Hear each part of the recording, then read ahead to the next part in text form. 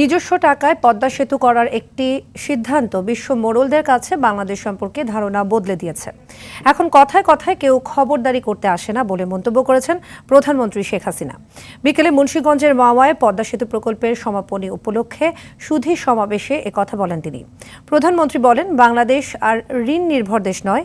পদ্মা সেতু নির্মাণ আন্তর্জাতিক পর্যায়ে বাংলাদেশের ভাবমূর্তি কয়েক গুণ বৃদ্ধি করেছে। মুন্সিগঞ্জের মাওয়া থেকে জানাচ্ছেন আতিকা রহমান। ইতিহাসের একটি যুগান্তকারী মুহূর্ত, সমগ্র জাতির দীর্ঘদিনের প্রতীক্ষার অবসান। দুর্নীতির অভিযোগ তুলে 2012 সালের 29 জুন বিশ্বব্যাংক ঋণ চুক্তি বাতিল করলে নিজস্ব অর্থায়নে পদ্মা সেতু নির্মাণের ঘোষণা দেন প্রধানমন্ত্রী শেখ হাসিনা। 2015 সালের ডিসেম্বরে মূল পদ্মা সেতু নির্মাণ কাজ শুরু হয়। বিশ্বকে তাক লাগিয়ে 2022 সালের 25 জুন স্বপ্নজয়ের পদ্মা সেতু উদ্বোধন করেন প্রধানমন্ত্রী। এরপর চালু হয় পদ্মা সেতুর ওপর দিয়ে রেল চলাচল।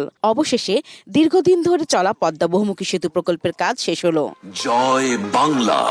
পদ্মা সেতুর মুন্সিগঞ্জের মাওয়া প্রান্তে প্রকল্পের সমাপনী অনুষ্ঠানে যোগ দেন বঙ্গবন্ধু কন্যা প্রধানমন্ত্রী শেখ হাসিনা। প্রধানমন্ত্রী তার ভাষণে বলেন, নিজস্ব অর্থায়নে পদ্মা সেতু নির্মাণ দেশি বিদেশি সব চক্রান্তের জবাব। বিশ্বে প্রতিষ্ঠিত হয়েছে আপসীন বাংলাদেশের ভাবমূর্তি। নিজের আত্মসম্মান বিক্রি করে, দেশের মানুষের আত্মসম্মান বিক্রি করে তাদের শর্ত নিয়ে আমাকে টাকা নিতে হবে নাকি? আমরা যদি বলে দেন যে ওদের টাকা দিয়ে পদ্মা সেতু হবে না, পদ্মা সেতু হবে বাংলাদেশের জনগণের টাকায়, আমরা টাকা দিয়ে পদ্মা সেতু করব।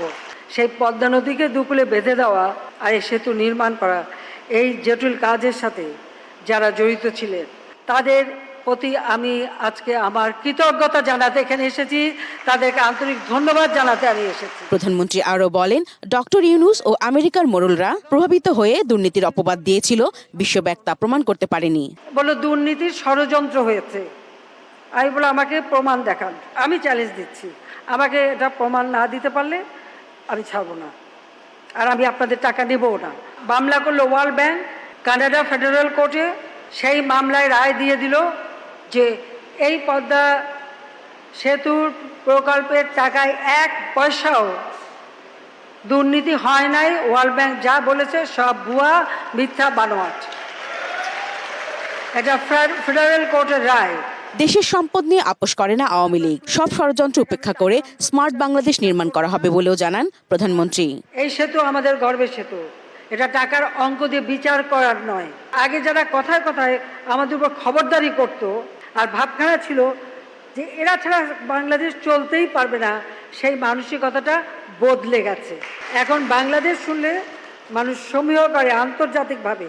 আমরা এখন আর্থসামাজিক উন্নয়নের মাধ্যমে 2041 সালের বাংলাদেশকে আমরা উন্নত, সমৃদ্ধ, স্মার্ট বাংলাদেশ হিসেবে গড়ে তুলব ইনশাআল্লাহ।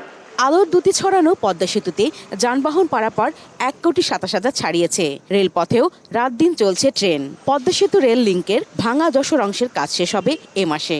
এর ফলে রেলপথে যশোর থেকে রাজধানীর দূরত্ব কমবে প্রায় 195 কিলোমিটার।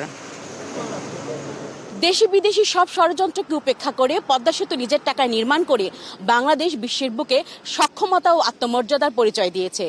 প্রধানমন্ত্রী শেখ হাসিনা বললেন, আগামীতেও উন্নয়ন বাধাগ্রস্ত করে এমন সব বাধাকে উপেক্ষা করে জনগণকে এগিয়ে যেতে হবে।